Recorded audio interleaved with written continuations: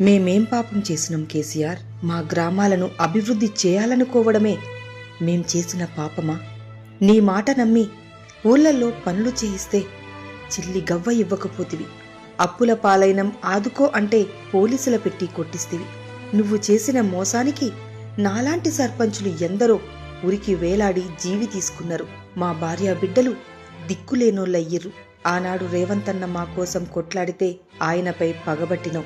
సిరిసిల్ల నియోజకవర్గంలో ఆనంద్ రెడ్డి అనే సర్పంచ్ ఆత్మహత్య చేసుకున్నాడు.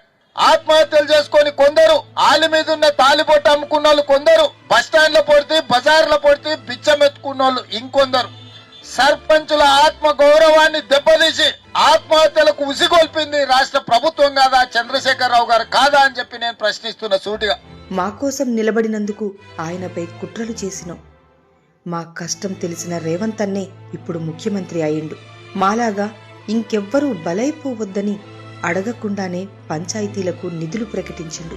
అప్పుడు కూడా రేవంతన్నే సీఎంగా ఉండి ఉంటే మాలాంటోళ్ల ప్రాణాలు నిలబడేవి, గ్రామాలు అభివృద్ధిలో పరుగులు పెట్టేవి.